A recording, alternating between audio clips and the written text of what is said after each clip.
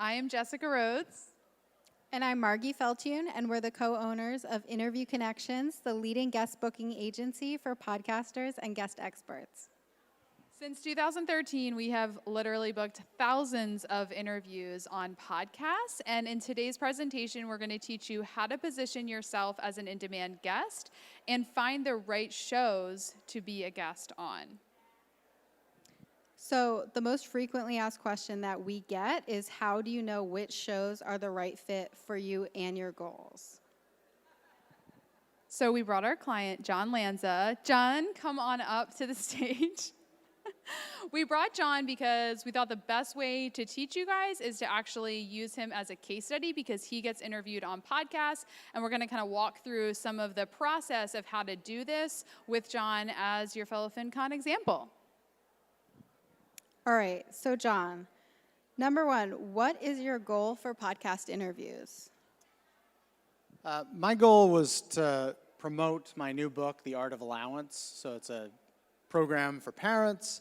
And I had I'd worked with a PR company previously on my kids' book, and I found the problem with that was just that you got booked on kind of these little radio shows that would come and disappear and be done, and you get no real kind of jump, no real kind of bump out of it. And the podcasts, I just like the longer conversations, and you can actually get your message out. And number two, they are evergreen. So the podcast made sense. Cool. So who is your target audience that you need to be speaking to on podcasts? The focus is on parents of kids. It tends to be school age, but it's appropriate for parents of preschool kids and parents of teens and tweens. And so I just wanted to get out and reach all kind of parents in that area, which is, a pretty broad group of folks. Mm-hmm. And so what are the biggest pain points that your target audience has?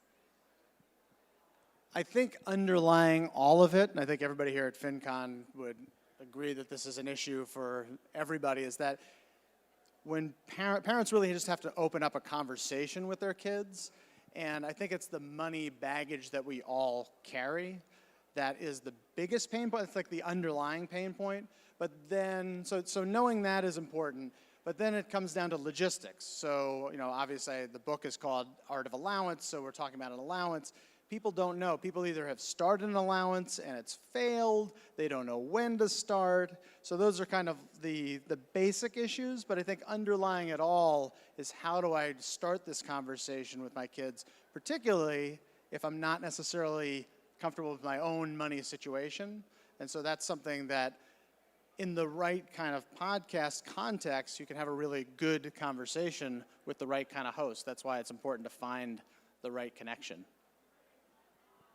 Cool. And so obviously, like, parenting shows are going to be a great fit for you, but when we're strategizing, we also want to get creative with where we're finding audiences who would be a good fit. So are there any other target audiences that are a really good fit for you? Yeah, we just recently, so I got booked on a number of podcasts for parents, but we have this program called The Money Mammals, which was where everything got started. We have a DVD and some kids' books, and we licensed this to financial institutions across the United States. So I talked to Interview Connections, and I said, I think we should be talking to folks who host podcasts that are getting out to that audience. So the marketers and CEOs and chief marketing officers of these institutions, because this message could be really relevant to them. So it gave us another place where we could go to talk to folks to try to get booked on additional podcasts. So next, a lot of busy entrepreneurs, they want to know, how do I know the show actually has more than 5 listeners? Like, okay, it's great if I could get interviewed on a show that, launched yesterday and has their mom listening, but how do I know it's actually worth my time? And that is a great question. Unfortunately, with podcasts, you don't know how many downloads it has. This is not public information. But fortunately, it doesn't really matter, because when you have a high average, when your client's lifetime value is pretty high, you only need a couple of people to actually take action for it to be a good use of your time. So what you want, like how you want to qualify a podcast, these are the 5 basic things that we look for to make sure, is a show a good use of your time? Number 1, how many episodes has the podcast published? If it's got at least 40 to 50 episodes, it's a weekly show, they've been around for at least a year, they're probably not going to fade away anytime soon. That shows you that they at least have some engagement, most likely with their listeners. Number 2, the sound quality. So John is laughing because, do you want to just tell us a little about your show?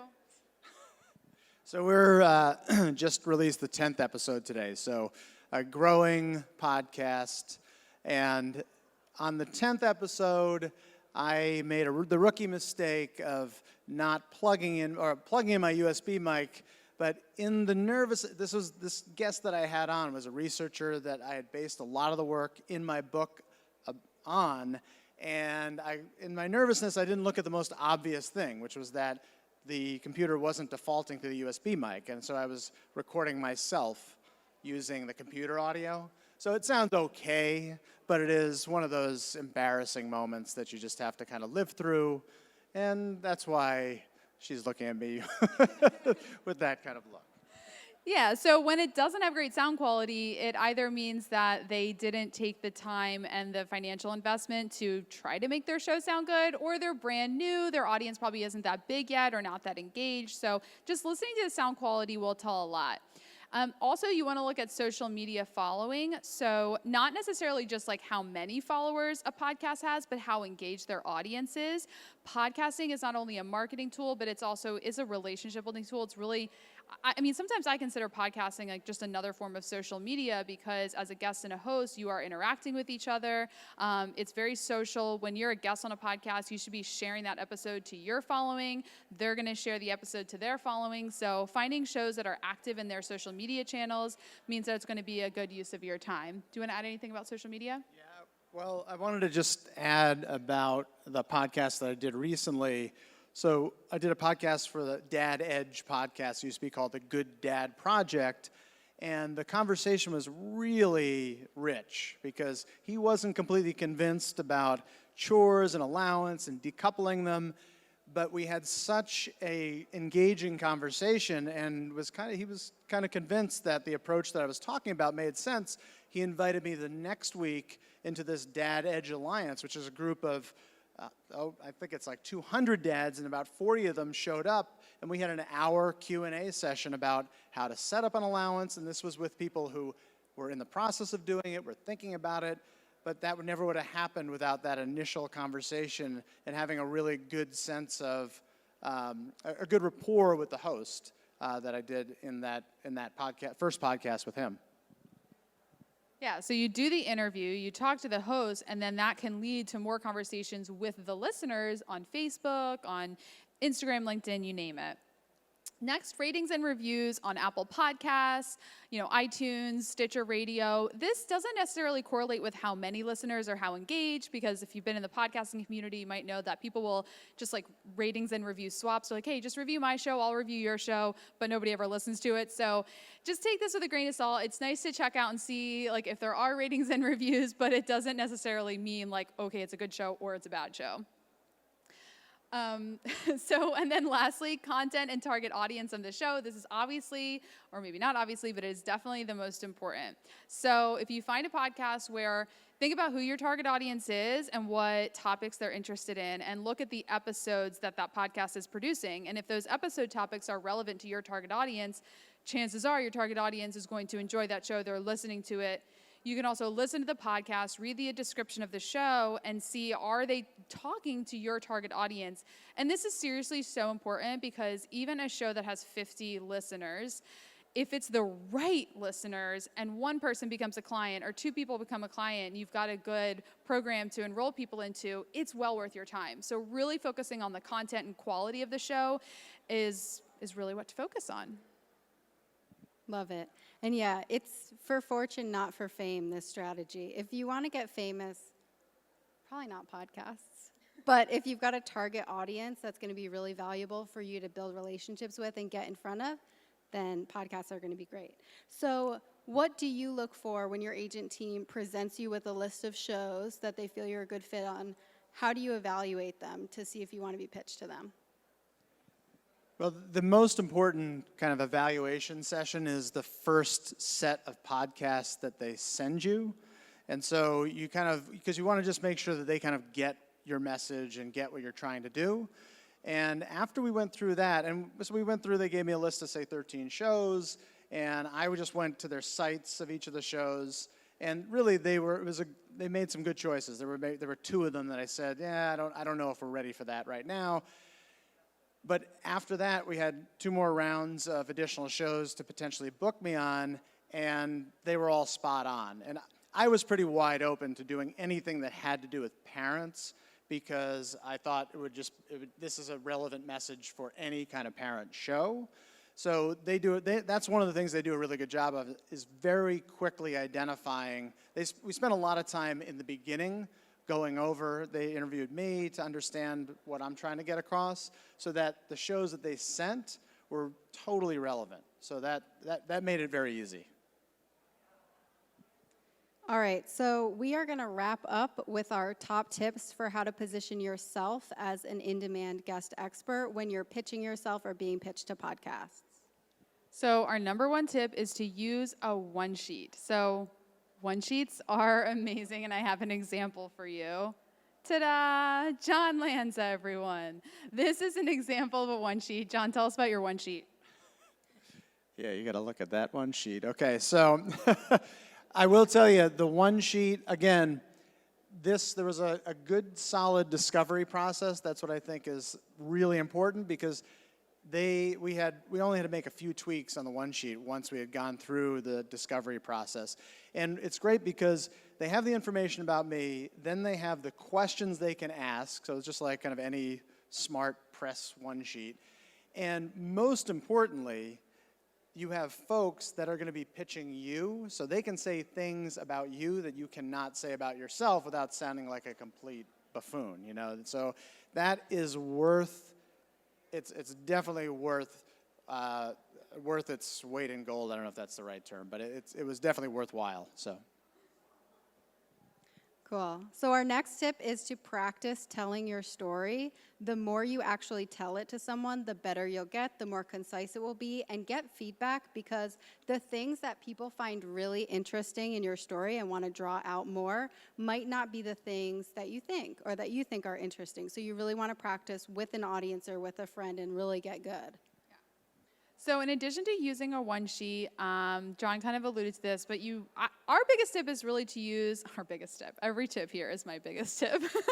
So a big tip that I have, so this presentation is all about being an in-demand guest. And so using representation is really going to help you be an in-demand guest, because think of any big celebrity, they're probably not pitching themselves to the media. It's just not going to happen. So by having somebody pitch you for you, like John was saying, your agent, your representation can say things about you that, you know, like, it's kind of awkward if I'm like, hey, I am the best, I'm definitely the person to be on your show, but if you have an agent who's doing that for you, so working with an agency, they can also really utilize all of their connections, so you don't have to take all this time to be researching and finding shows to be a guest on. So this seems really obvious, but we found that it's not. So even if you're amazing and you've accomplished all these things, if you're networking online, like pitching yourself to podcasters and relationship building in a virtual space, they're going to judge you based on your website because they don't know you. So invest in a website that looks good, that's clean. It doesn't have to be fancy, but don't let yourself be disqualified by your website. Spend time on your social media presence. We talked about this a little bit already, but this is really going to help you. You know, maybe you're not ready to get representation. You don't want to invest a lot of money in this, but you want to start getting booked. Just by interacting on social media, getting in some groups with podcasters, and really getting yourself connected with people in your market, that's going to connect you with podcast hosts. And it's also going to help you be more effective when you're sharing your interviews. If you have an engaged social media following, more people are going to go listen to your podcasts. Spend the money to get a microphone and headphones. They're really, really cheap. get them on Amazon. We're having a meetup after this. If you've got like equipment questions, we can help you. But it's really not expensive to just get that on Amazon, and it makes a huge difference in the sound quality. And guests are going to be really happy that you're making their show sound good. And then lastly, just be really courteous to the host. We actually, Margie did a video about this on our Instagram TV channel. One of our big tips is to be delightful. Honestly, we have found that our clients who have the most success are the nicest clients we have. Like if you go into podcast interviews, you're like, well, what am I going to get from this? Like, am I going to get a client from this? What am I going to get from it? Like, you're not going to be successful. The people that are nice, they want to give value. Like they're genuinely there because they want to deliver value and they want to build a relationship with the host. Those are the guests that are going to get something from it. So it really is true. Just be a giver, be super duper nice. Use some emojis in your emails. Like, like it really goes a long way to put a little exclamation point. Like, I'm so excited to be on your show. I'm telling you, that stuff goes such a long way in podcast interview success. How do we make money? So guest experts come to us. They pay us to get them booked. So we're having a meetup at Headwaters Lounge. So if you want to ask us more questions, come to Headwaters Lounge. We're going to shut down our booth and then go there around 5:30. So I think we're out of time, but come to our meetup at Headwaters and we can answer all your questions. Thank you.